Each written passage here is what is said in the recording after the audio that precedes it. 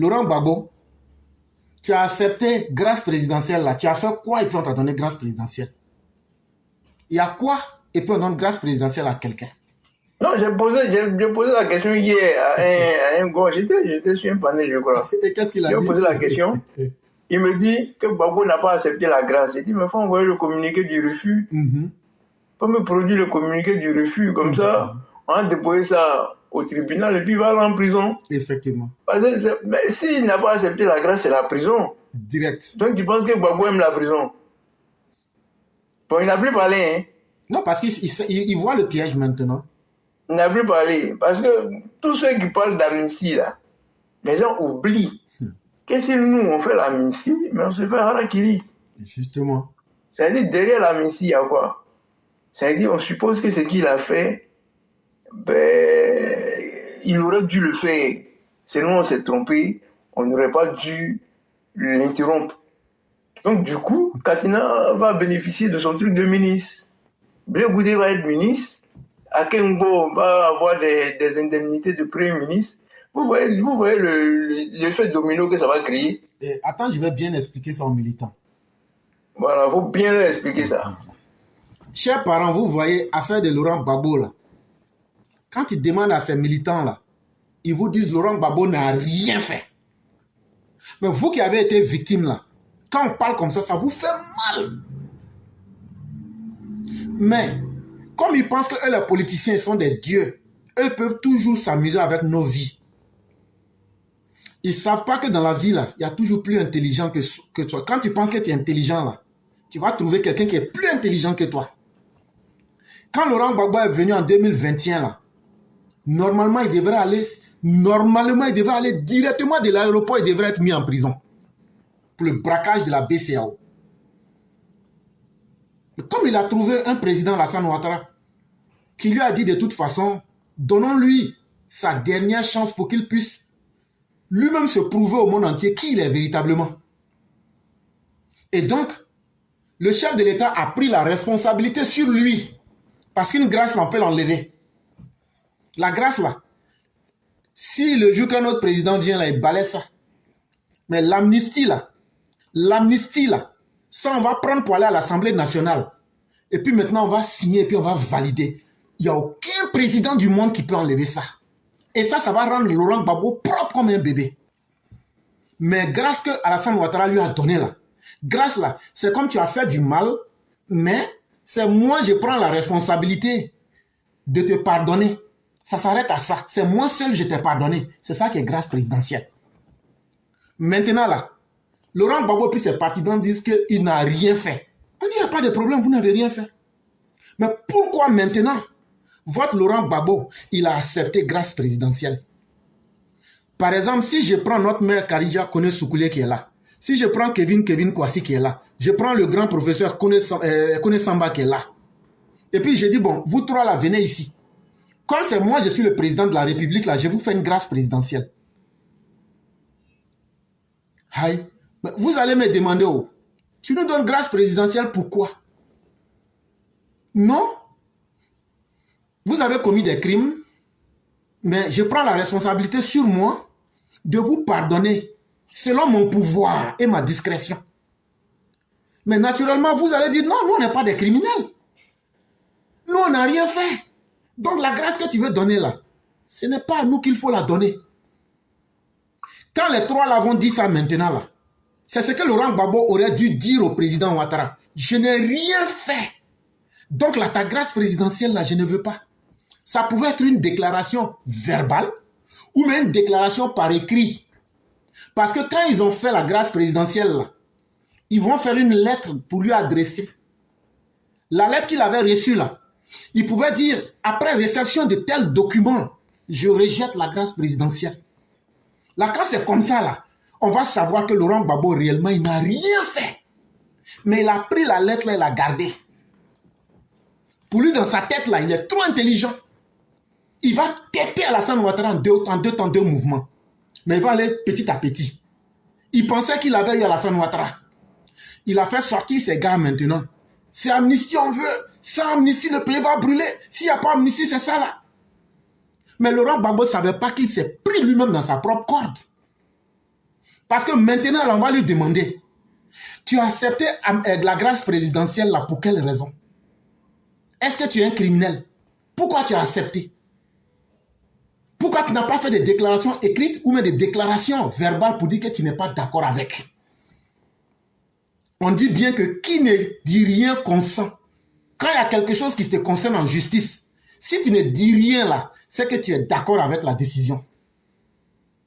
Maintenant que tu as laissé les choses se faire, tu as laissé un flou, mais tu demandes mieux qu'on puisse aller maintenant à l'Assemblée nationale pour aller voter une loi pour dire que tout ce que tu as fait là, on te pardonne tout. Mais c'est quoi tu as fait? Et puis tu demandes amnistie dans ta bouche.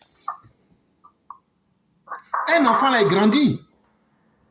Un enfant là, il ne devient pas une grande personne en un jour.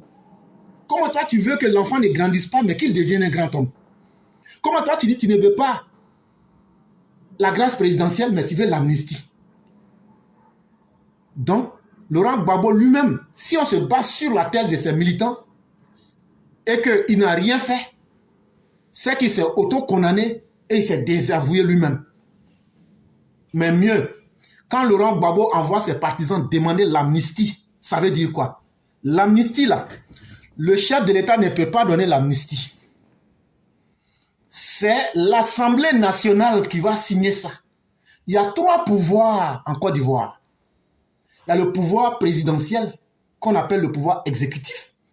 Il y a le pouvoir législatif qu'on appelle l'Assemblée nationale. Et il y a le pouvoir judiciaire qu'on appelle la justice. Le président va demander aux députés, voilà ce que le monsieur là veut. Les députés vont dire à la justice, faites votre analyse. Si vous êtes d'accord, vous allez annuler les casiers judiciaires et faire comme s'il était né la première fois. Quand ça va venir maintenant là, nous, on va finaliser. On va finaliser. Or, il se trouve que Laurent Gbagbo a des députés. Pourquoi Laurent Gbagbo n'utilise pas ses députés pour demander une procédure d'amnistie? Mais c'est au président Ouattara qu'il demande. Parce qu'il veut piéger le président Ouattara. Parce qu'il veut piéger le président Ouattara. Pour que demain, là, ils disent, je n'ai pas demandé d'amnistie. Je n'ai pas demandé de grâce. C'est vous-même qui vous êtes levé devant tout le monde ici. Vous m'avez accordé la grâce. Et je n'ai jamais fait une déclaration pour vous dire, ou même pour vous demander une amnistie. Et encore, c'est vous-même qui avez demandé une amnistie pour moi. Mais pourquoi vous avez demandé l'amnistie? Alors que j'avais mes députés, je n'ai pas dit à mes députés de demander.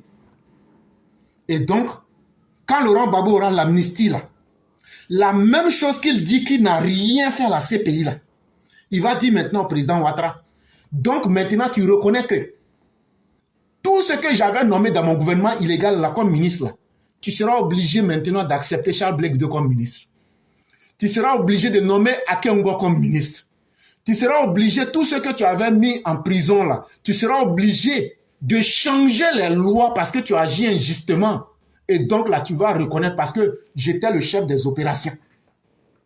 Et là, le président Ouattara sera en obligation de reconnaître les postes de ministre de Charles Blé Goude et de tous ceux qui étaient dans cette bande de malfaiteurs, en plus de Laurent Gbagbo lui-même.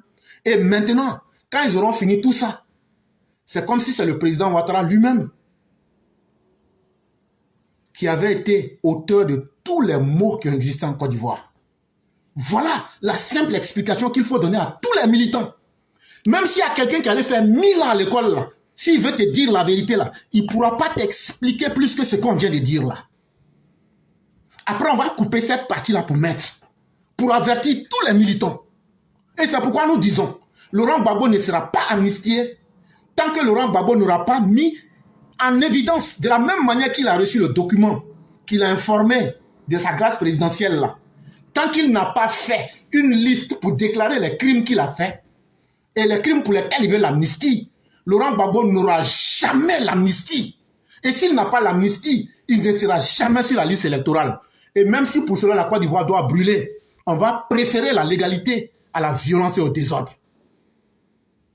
Et le professeur, grand maître, premier ministre, je tenais à dire ça. Si vous avez peut-être quelque chose à ajouter. Oui, donc Foucault Boigny disait, hein, Foucault Boigny disait que lui préfère l'injustice au désordre.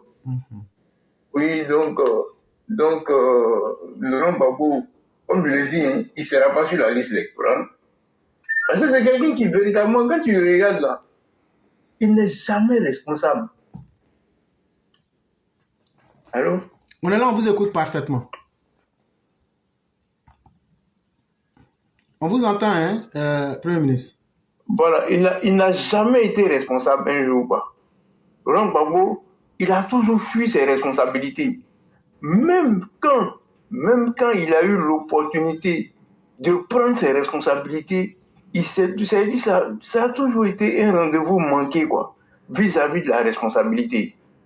Et là, Laurent Gbagbo, avant 2002, tu organises un forum de réconciliation, c'est-à-dire une aubaine pour pouvoir véritablement planer sur le Gotha, comme le président Ouattara a fait, hein.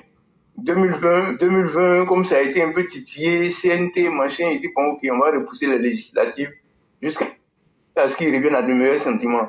Ils sont revenus à de meilleurs sentiments, ils ont participé aux législatives, ils sont là, ils ont validé, ils n'ont pas dit troisième mandat illégal, et même ils sont dedans. Dans l'illégalité du troisième mandat, là, eux mangent l'argent des députés du troisième mandat. Là. Ils mangent l'argent de maire, l'argent du conseil régionaux. Ils sont dedans. Mais Laurent Gbagbo a fui ses responsabilités. En 2000, tu n'as pas voulu reprendre les élections présidentielles. D'accord. On te dit, il faut faire un moratoire de 10 jours en attendant que le conseil de médiation qui était présidé par Ouraga Oubrou mette en place un système pour que le RDR puisse participer aux législatives. Tu as refusé. C'est une succession de rendez-vous manqués politiquement. Politiquement. Et les gens ont vu que véritablement, politiquement, voilà quelqu'un qui ne veut rien céder. Mais quand tu ne veux pas céder politiquement, c'est comme même ton propre chat, éclaireur, ton propre chat. Il est venu, il a été bien vis-à-vis de toi. Tu le poursuis, il fuit sans se cacher dans la maison. Mais toi, tu t'entres dans la maison, tu fermes la porte. Et puis tu veux l'attraper. Mais le chat, là, dos au mur, là, il va faire quoi? Il va t'agresser. Ton propre chat que tu nourris tous les jours. Quand il est dos au mur, il va faire quoi? Tu as fermé toutes les portes de dialogue possibles. Et tu voulais que les gens réagissent comment? Maintenant, quand ça arrive, ils se jouent les étonnés maintenant. Ouh là là, ils sont venus nous attaquer. Ils sont venus nous attaquer. Le bilan de Gbagbo, c'est la rébellion. Bizarrement. Quand tu demandes à ces partisans, mais quel est le bilan de Gbagbo? Ah, il y a eu la rébellion, hein. Il y a eu la Donc, ce bilan, c'est la rébellion. Donc, finalement, oui, son bilan, c'est la rébellion, mais regarde tous les éléments de langage de tous ces militants, que ce soit de toute la gauche même ivoirienne, que ce soit du PPACI jusqu'au FPI, enveloppe ou bien MGC, COGEP, machin, tout ça. Ah, nous, on nous a empêchés de travailler. Hein. On a eu le bilan de Gbagbo, mais c'est la rébellion. 2 ans seulement, on a eu la rébellion. Mais ils oublient de dire que Gbagbo aurait pu éviter cette rébellion en faisant un dialogue politique. On va au forum de réconciliation, on prend des résolutions. Et dans ces résolutions-là, on te dit Alassane Ouattara doit être, en fonction de tout ce qu'il a déclaré, ne doit plus être marginalisé politiquement. Son parti doit revenir dans le jeu. Henri Konan Bédié, le PDC, tout le monde doit être... Il dit le forum de réconciliation n'est pas un parlement bis et que lui ne va pas appliquer les résolutions. Mais attends, quand quelqu'un est jusqu'au boutiste jusqu'à ce point-là, vous voulez que les autres en face, là, ils font quoi? Entre-temps, dans la même constitution de 2000 que tous défendent là, on avait dit que ceux qui étaient les auteurs du 24 décembre là ne devaient pas être poursuivis. Et Palanfo et Koulibaly ont failli se mettre en prison, faire mettre en prison. Heureusement qu'ils ont eu ils ont eu la vie sauve grâce à la solidité de leurs jarrets, où ils se sont réfugiés à l'ambassade du Nigeria. Tout le monde se rappelle cet épisode-là, alors que c'est des gens qui devaient être poursuivis. Selon la Constitution, première violation de la Constitution, parce que lui voulait s'imposer par la terreur. il voulait véritablement créer un terrorisme d'État. Montrer aux gens que lui, si tu n'es pas d'accord avec lui, c'est le cimetière. À partir du moment où tu fais ça, tu t'affaiblis. Parce que Gandhi disait quoi? Que un pouvoir qui s'obtient par la violence est un pouvoir éphémère. Effectivement. Et 2 ans déjà, ça a été beaucoup pour Gbagbo. Hein?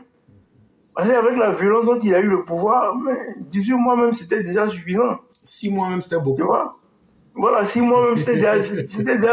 tu vois comment son pouvoir a basculé. Et donc, c'était un rendez-vous manqué. Tout ce qui s'est posé à lui politiquement, il a fallu que les gens lui mettent un pistolet sur la tente.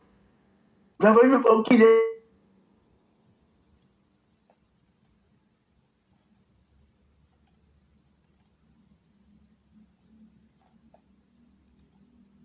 un pistolet sur la tente pour pouvoir venir. Même quand il va signer les accords à Marcoussi, quand il vient à Abidjan, il renie sa signature. Il dit non. Et les gens ont empêché celle de la date. Tu vois, éclaireur. Ce sont des choses qui se sont passées il n'y a même pas 50 ans. Oui, mais c'est ce que je Et disais c'est le hier. même Gbagbo qui est là. Il n'a pas changé. C'est ce que je Il n'a pas disais changé. hier au Il fait jeune homme. comme si ces événements-là n'ont pas existé. Même hier, c'est ce que je disais au jeune homme. Quand il a dit comme ça, dans leur tête, ils leur ont dit que non, mais quand Bédi avait lancé un mandat d'arrêt contre le président Alassane Ouattara, mais le jeune homme dit que c'est Gbagbo qui a levé le mandat d'arrêt. Et quand je lui dis non, quand le coup d'État s'est passé le 24 décembre 1999, Alassane Ouattara, tout comme Laurent Gbagbo, étaient des opposants.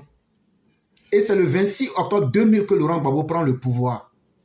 Et que, étant simple opposant, il n'avait aucune capacité de lever un mandat d'arrêt. Et c'est là le jeune homme lui-même voit en face de lui le grotesque de ce qu'il avait dit ou de ce qu'on lui avait toujours enseigné. Et c'est là il se ressaisit. En fait, les gens confondent quoi, tu vois. En fait, les gens confondent. Ils confondent le truc, comment on appelle ça.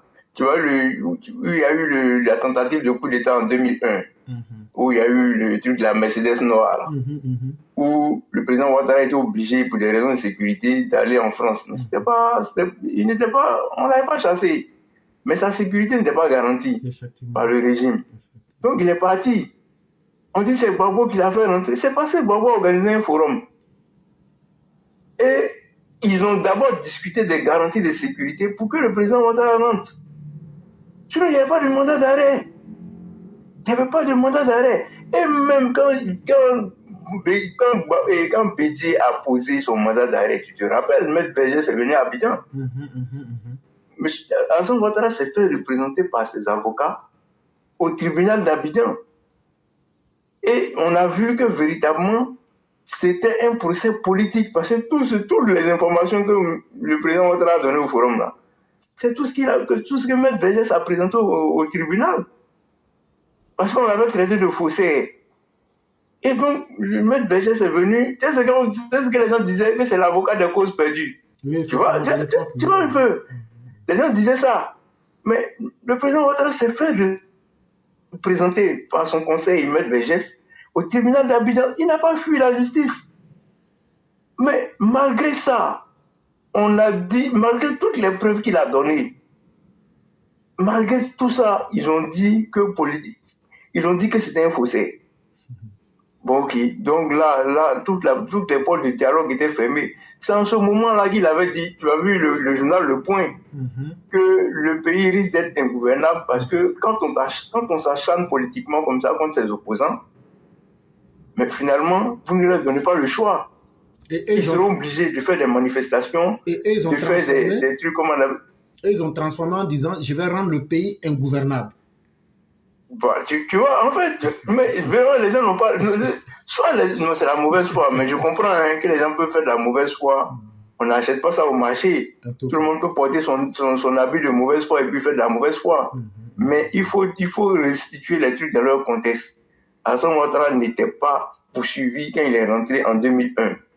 Il était parti après la tentative de coup d'État de janvier 2001.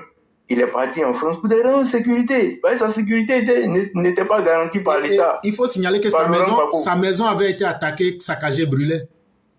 Oui. Et donc là, ça aussi, il faut le signaler. Voilà, il faut bien signaler. Il n'avait même pas de résidence.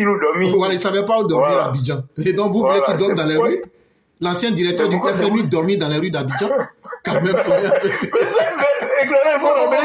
Non. Pardon. Je me souviens que c'est à cette époque-là que Soro Guillaume lui donnait de l'argent de poche. Non, mais il faut bien rappeler sa raison. Hein. Oui. Parce que ça, on entend ça souvent. C'est Gbagbo qui l'a fait revenir. C'est Gbagbo. Non, il n'avait même plus de maison de dormir. Vous êtes allé brûler sa maison. Il va dormir où? Et même pour qu'il revienne là, l'État, Laurent Gbagbo, l'État a décidé de, comment on appelle ça, de réparer la maison. Effectivement. Tout ça, c'était dans les accords pour qu'il puisse rentrer. Parce qu'il va rentrer, il va dormir où? On est trop élégant pour aller dormir à l'hôtel. Arrêtez ça. Vraiment. C'est quand même le président, quoi. Tu vois, donc il fallait des garanties de sécurité. Et quand les garanties de sécurité ont été prises et respectées, c'est pourquoi il est rentré. Et quand il est rentré là, il n'est pas sorti. C'est là les gens disent, oui, mais attends, en 2002, il était à la maison, en train de prendre son café. Quelqu'un qui organise une rébellion va être là en train de prendre son café. Et je me souviens, le président Ouattara lui dit, mais comment quelqu'un qu'on accuse d'avoir organisé une rébellion, je suis là le matin, je vais prendre mon café, je suis assis tranquillement. Et ça faisait vraiment... Oui. C'est-à-dire, quelqu'un qui organise une rébellion, c'est-à-dire quelqu'un qui dit, venez attaquer, puis il est assis chez lui. Et puis, chose bizarre, Gbagbo n'est pas au pays, mais lui, il est assis chez lui, et puis les gens vont venir le tuer. Bon, tu vois. Bon, quand les gens ne connaissent pas l'histoire, c'est compliqué. Hein? Vraiment. Et ils ne savent pas comment les choses se sont passées, c'est compliqué, mais c'est tout ça qu'il faut quand même souvent faire un rappel historique. Mais tu vois, par exemple, quand on va découper cette partie et puis mettre, ça va aider beaucoup de personnes à comprendre. Et c'est le bénéfice que nous autres qui avons vécu ces événements, quand on raconte, et on a la capacité de les raconter. Et c'est ce que je faisais comprendre aux jeunes frères hier, que je ne te raconte pas ce que je veux, mais je te raconte les faits. Sans état d'âme. Éclaireur, quand on a dit bouclier humain devant porte du président Ouattara, c'est nous, on était là-bas. Hey, toi aussi. Il y a eu des temps, hein. Il y a eu des jours, hein. C'est l'insouciance, quoi. On s'est dit, mais on a quoi à perdre? Si on nous arrache à son moteur, mais nous, on va rester dans ce pays-là. Et c'est pourquoi les gens doivent nous respecter, parce qu'on en a fait assez quand même, hein. Non, mais tu sais, nous, on se dit pas, mais quand on tape un peu sur le parti, c'est parce qu'on sait d'où on vient, quoi. Effectivement. Peut-être qu'il y a certains qui ne savent pas d'où on vient parce qu'ils étaient toujours dans leur château doré, mais nous, on était sur le terrain. Effectivement. Nous, on était au charbon. Il faut leur dire que nous avons les marques. On n'avait pas de nom. On a les marques sur nos corps, hein. Ça, il faut qu'on leur dise ça. Et donc là, nous, on se permet de vous dire ce qu'on pense. On n'avait pas de nom. On n'avait rien. Mais malgré ça, là, les 1000 francs de carte de membres, là, on payait. Avec les étoiles aussi. On payait. Toi, tu avais combien d'étoiles?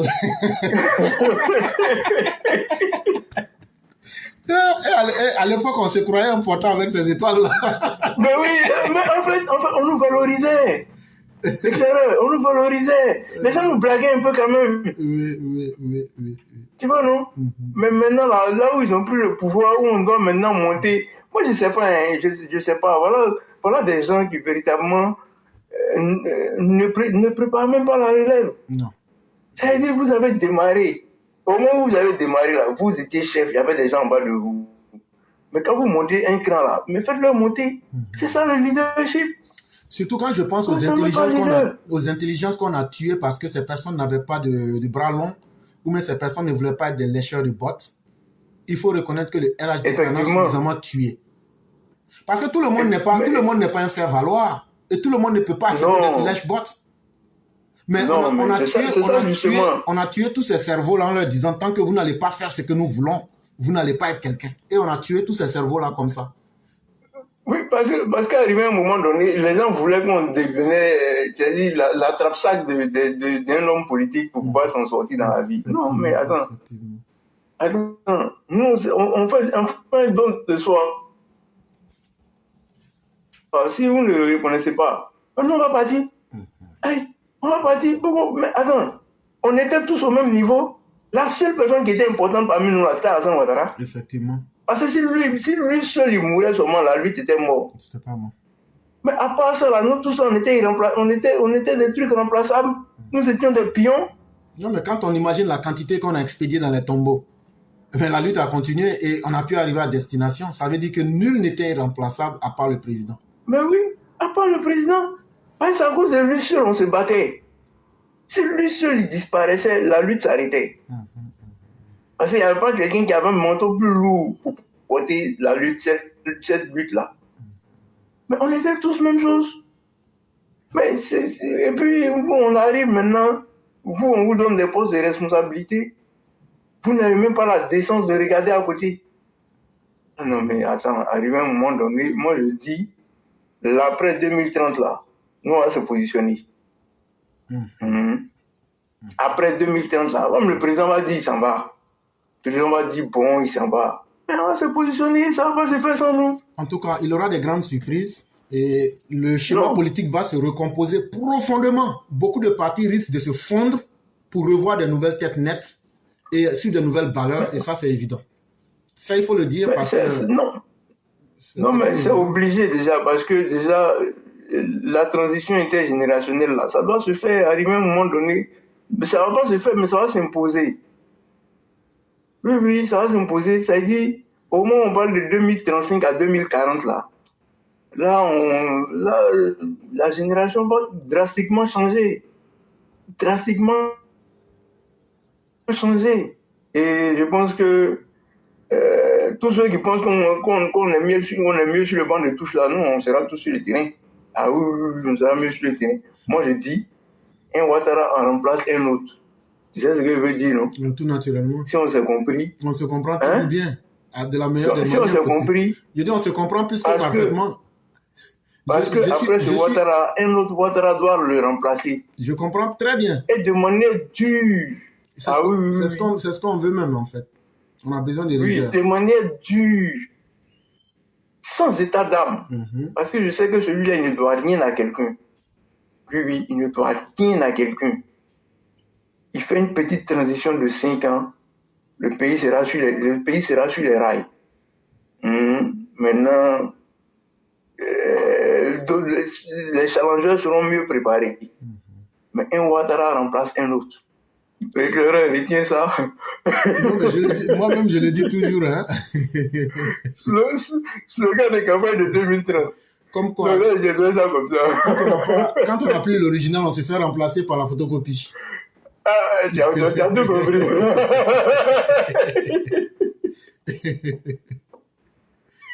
Oui, donc moi je dis ça comme ça. Hein. Mais après, on va revenir 5 ans après, on va dire, ah, monsieur là, il disait quoi la dernière fois? Mais bon, après, tu sais, hein, voilà, on sait qui est. Nous, on sait qui est autour du président. Hein. Effectivement. Ils sont pas beaucoup, hein. Ils valent même pas 5. Non, ils valent pas 5. Je me souviens en 2021, quand j'avais dit cela, il y a eu un volet de bois vert sur moi. J'ai dit, il n'y a pas de problème, on verra avec le temps. Mais aujourd'hui, tout le monde J'ai dit, un Ouattara remplace un autre. Celui qui a compris, a compris. Celui qui n'a pas compris, là. En 2035, ils vont comprendre. Il n'a qu'à rentrer en PV d'éclaireur. Non, mais tout le monde comprend le message ici. Ouais, c'est clair. Maintenant, mais parce que regarde, les gens pensent quoi? Que le pays sera désorganisé, machin. Non, il faut mettre quelqu'un mettra de l'ordre. Et ce quelqu'un-là, il a la main, ça ne me trompe pas. Non, ça ne me trompe pas. Je te dis, on va beau dire, hein, nos pays ont besoin d'hommes forts pour que les institutions soient fortes. Effectivement. Les autres, ils ont besoin d'institutions fortes parce qu'ils ont déjà atteint un niveau où véritablement, ils ne se soucient plus. C'est pas des gens qui... Ils vont pas faire pont est déjà fait. Ils vont pas faire route. Non. Il faut un homme fort pour que les institutions soient fortes. En français, c'est comme ça dans nos pays. En français simple, de la manière le président Ouattara a redressé le pays là. C'est comme ça, cette deuxième personne qui va venir va redresser le comportement humain. Et c'est là non seulement le comportement humain, mais une lutte drastique et implacable contre la corruption. Et sans état d'âme. Moi, je te dis, depuis il fait trésorerie, de parti là, j'ai entendu scandale. RDR, jamais. Tu as entendu scandale? Le ministère des Armées, là, le ministère de la Défense, tu as entendu scandale? Jamais. Tu as entendu un soldat qui sort du rang? Bon, quelqu'un qui tient la grande muette comme ça, là, vous ne pensez pas qu'il peut tenir ce pays? Elle était très claire. Si pour un individu qui n'est pas sur la liste électorale, si c'est pour ça le pays va brûler, c'est qu'on va voir. C'est qu'ils ont beaucoup de bois pour brûler le pays. Hein. En tout cas, avec des allumettes aussi. Bon, il a dit ça de manière subliminale, donc on s'est compris. Et moi je sais, un Ouattara remplace un autre. Ceux qui ont compris l'ont compris, éclaireur. Et nous, on se positionne comme ça. Ceux qui veulent aller chercher les trucs là, les technocrates, économistes, machin, non, on a déjà notre candidat. Chacun a son candidat. Hein? Nous, on a déjà notre candidat. J'ai dit, bon, c'est son silence là même qui fait peur. Oui,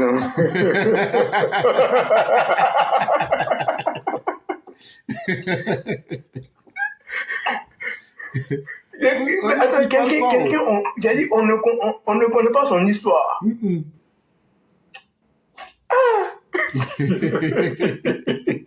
Mais l'avenir sera très intéressant. Tu as l'attaqué sur quoi même? Il faut vraiment être un sorcier. Tu ne connais pas son histoire. Il ne parle pas. Il est dans l'ombre. Moi-même, le jour qu'il a fait interview dans Jeune Afrique, j'ai dit non. Si moi-même je ne vois pas interview là, je ne crois pas.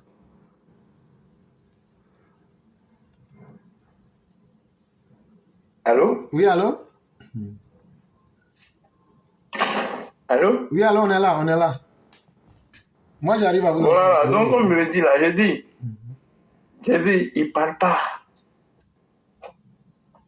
Il ne parle pas, j'ai dit, c'est pas, son CV là, c'est pas kilométrique, hein. C'est simple. Vous savez, les choses vont très vite.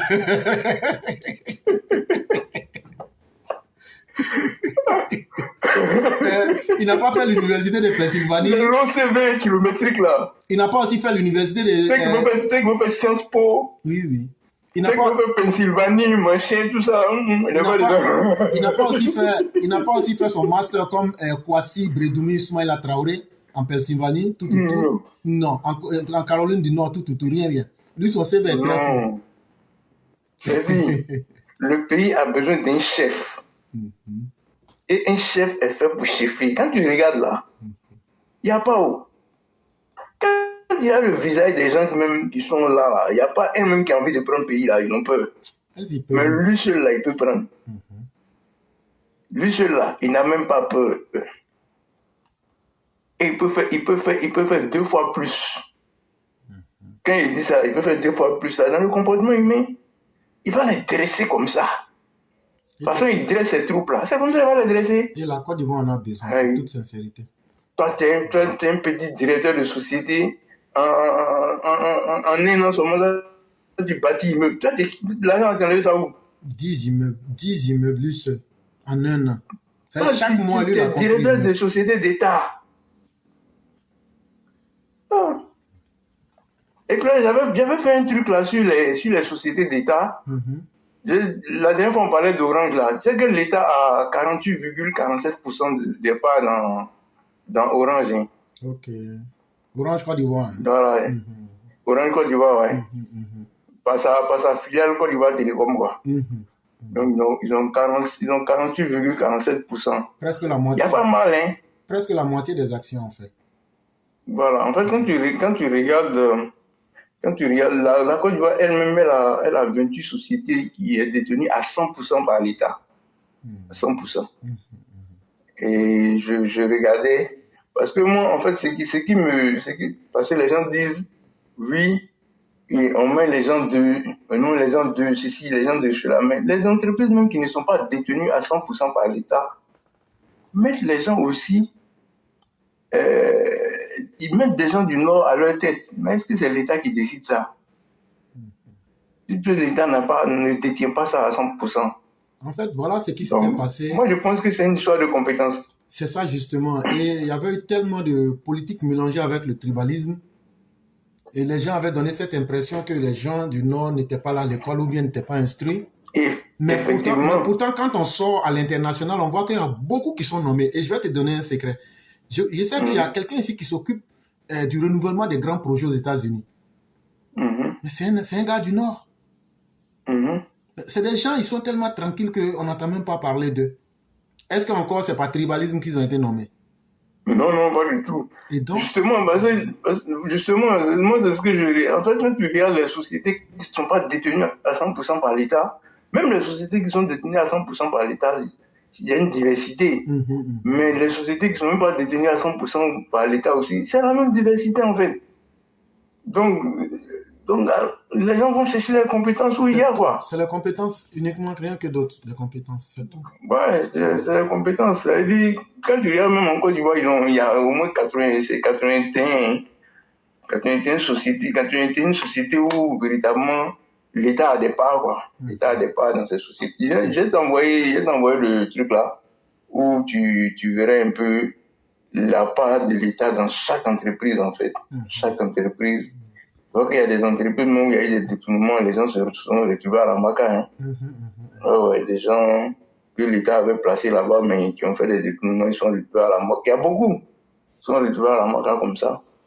Donc, quand tu regardes de près, franchement, tu te dis, mais quand tu entends souvent les gens disent oui, mais quand tu regardes dans